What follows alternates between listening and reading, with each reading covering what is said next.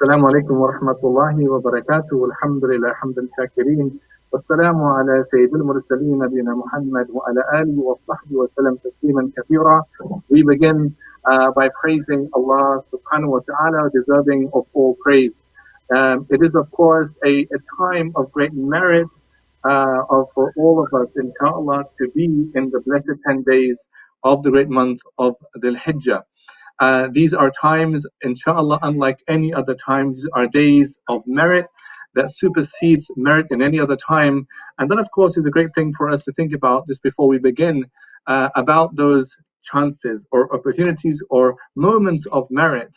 Allah, of course, affords this ummah by His mercy, subhanahu wa ta'ala, opportunities. And sometimes they connect through sanctified places, sanctified times, sanctified people, right? Allah, for example, He has ennobled and sanctified particular lands, the lands of Makkah al-Mukarramah and Madinah al-Munawwara and Bayt al-Maqdis. Therefore, the opportunities prevalent in those lands is more than in other lands. The Prophet of Allah says, لا تشد الرحال إلا إلى ثلاثة مساجد. Do not set out for that journey except to three sanctified, blessed masajid, these three masajid. And Allah, therefore, also has connected those lands to great happenings and events, people and places and prophets and messengers of Allah subhanahu wa ta'ala. A lot of things happen there. And of course, many of them connect, in fact, to these days of Dhul Hijjah as well, that we will, inshallah, go over. Likewise, for example, people. Not only are the people connected to the land that Allah has sanctified, but the people are those that Allah has favored above other people, prophets and messengers of Allah subhanahu wa ta'ala.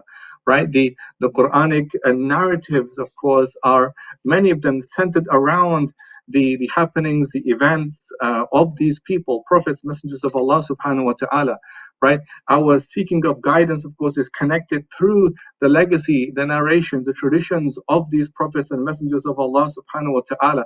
Our daily routines are kind of bound by the conduct, the way of life, the standard of living of these great prophets and messengers of Allah subhanahu wa ta'ala, as they seek to be an example, a paradigm, an archetype of behavior for all of us. Think about the fact that we wake up in the morning and we say asbahna ala fitrat al-Islam wa ala kalimat al-ikhlas وعلى دين نبينا محمد صلى الله عليه وسلم وعلى ملة أبينا إبراهيم حنيفا مسلما وما كان من المشركين. We woke up today على فطرة الإسلام, upon the pure, inherent, natural way of Islam, and upon the word of truth, or the word of sincerity, the word of ikhlas, the word of La ilaha illallah, and upon the religion of our Prophet Muhammad sallallahu alaihi wasallam, and upon the millah, the way of our father Ibrahim alayhi salam. Therefore, that sense of reconnecting is through these great prophets of Allah subhanahu wa ta'ala, right? And then think about, even in a domesticated sense, like our domestic sense, of course, we don't have any of the prophets of Allah with us today, but Allah has also sanctified other people who serve to be more important than other people in our lives, like our parents, for example, our relatives, our close ones. Allah, there is more that is due to them than that is due to other people, although, of course, all people are important. We find a greater connection through them than we do with other people in terms of gaining closeness to Allah subhanahu wa ta'ala. And at the same time, therefore, as Allah has given us these sanctified people, personages, prophets and messengers of Allah, and sanctified lands of Allah, Allah has given us sanctified times, right? And this is a beautiful thing, sanctified moments, right? A sanctified time, of course, is not bound by a particular land, right? A sanctified time exists in itself. I mean, this is part of the happening of creation. إن في خلق السماوات والأرض واختلاف الليل والنهار لآيات لأولي الألباب. Right? Allah says, indeed, in the creation of the heavens and the earth and the alteration of night and day are signs for people who really think deeply. Right? So think about, therefore, the alteration of night and day. Therefore, in that alteration of night and day, Allah has affording us very sanctified and special moments in the alteration of night and day. And it's very, very, very beautifully interesting that Allah then says in the next verse that the ones who are ulul albab, the ones who think deeply, right, and reflect, الَّذِينَ يَذْكُرُونَ اللَّهَ قياما وقعودا وعلى جنوبهم ويتفكرون في خلق السماوات والأرض ربنا ما خلقت هذا باطلا سبحانك فقنا عذاب النار. And the ayat continue, but in this one it's الذين يذكرون الله, those who remember Allah, standing and sitting and lying down, right? And they reflect upon the creation of the heavens and the earth, and they say, our Lord, you have not created this in vain. Glory be to you. Save us from the fire, the punishment. And so it's very interesting, therefore, that Allah is therefore, Allah, of course, the system of Allah is running in terms of night and day is coming, but within those moments, Allah affords particular merit to particular moments and times, for the servants of Allah to take advantage of. Right, the month of Ramadan, of course, came upon us. It was a month of great merit, inshallah, for all of us. Although it was quite a different Ramadan, maybe it was quite peculiar for some of us because we didn't have access. I think maybe for all of us, we didn't have access to the masjid, right? And it was therefore that was peculiar in terms of our routine altered. We were faced with this sudden unpredictability of life, and of course affected. Of course, it's going to have an effect on us. But we also remember, therefore, that the rewards were still for the taking. And even though it was difficult, the Prophet of Allah says, "Inna a'zama al-jaza' ma'a a'zama al-bala'," or kama qal, that the greater the hardship, the greater the reward. Right? The greater the hardship, the more the reward. So the more that a person would endure with patience, perseverance, forbearance in any given moment in time, the greater the reward is for him. And so perhaps Allah wanted us, therefore, to have that difficulty as a way of further purifying us. So we ask, may Allah make that like that. Now, of course, we come to the days of Dhul Hijjah now, right? So some time has passed between our Ramadan and this month. And just remember this, that, Ramadan, of course, was a month of, it's a month of cultivation. Ibn al-Qayyim or Ibn al-Jawzi rahimahullah says that أتى رمضان مزرعة العباد تطهير القلوب من الفساد فأدي حقوقه قولا وفعلا وزادك فاتخذه للمعاد. Now this is فزادك فاتخذه للمعاد. Ramadan has come as a tilling ground for the servants of Allah to purify their hearts from corruption. And he said, fulfill the rights of that month in speech and in action, and take it, take its provision as a harvest, for your tomorrow. So therefore, inshallah, we had taken some things from Ramadan and they still remain with us. And we will, inshallah, meet these days of Dhul Hijjah, with an enhanced sense of spirit, an enhanced sense of piety, an enhanced sense of consciousness of Allah subhanahu wa ta'ala, an enhanced sense of yearning for Allah. And that is so key for us, that sense of yearning for Allah subhanahu wa ta'ala. Remember, of course, the days of Dhul Hijjah are really bound or constructed or framed around this Quranic narrative of the struggle of Ibrahim alayhi salam. Of course, we have these, what makes these great days so great. It's not just because the days are great in themselves, and our Prophet told us, مَا مِنْ أَيَّامِ الْعَمَلُ الصَّالِحِ فِيهَا حَبُّ إِلَى اللَّهِ مِنْ هَذِهِ الْأَيَّامِ.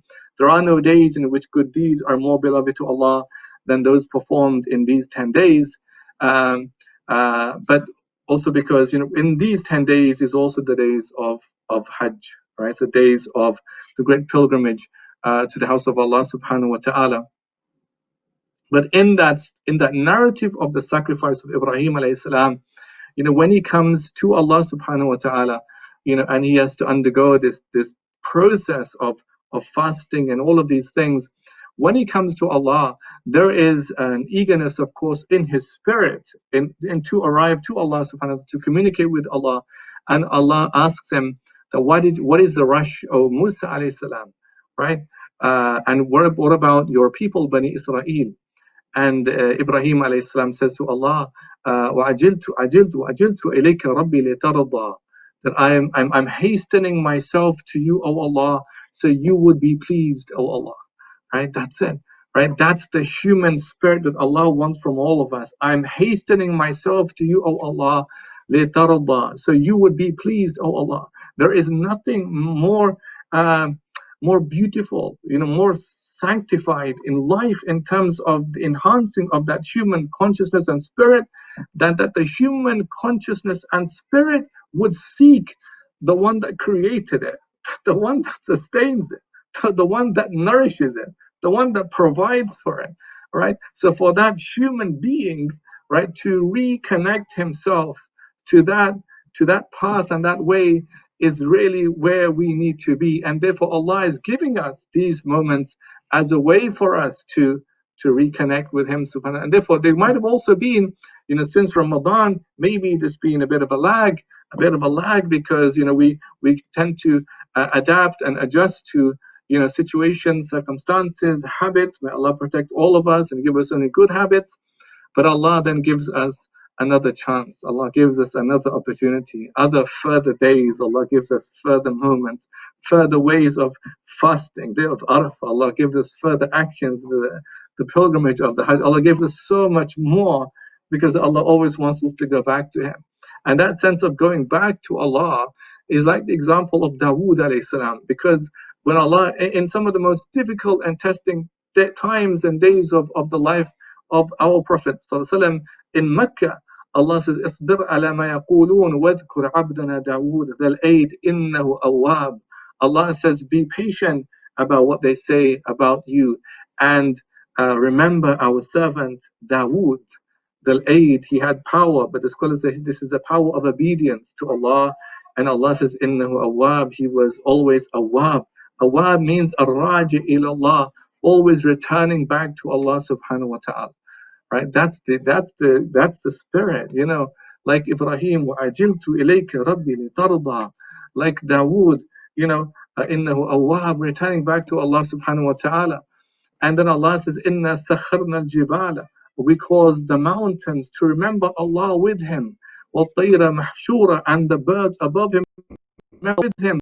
كُلٌّ لَهُ أَوَّابٌ. All of them were awwab. All of them were returning themselves back to Allah subhanahu wa ta'ala. Then Allah later says, we gifted him with a child, ni'mal abd, a child, Sulaiman alayhi salam, a pious child. And Allah says, innahu awwab. And he too was awwab. He too was returning his affairs and returning to tawbah and istighfar and all of these beautiful things back to Allah. And that's how Allah wants us to be, to go back, to see where we're supposed to be in life, right? That's the provision we're taking. And so Ramadan therefore has come to till the ground, to cultivate, to harness, and to enhance.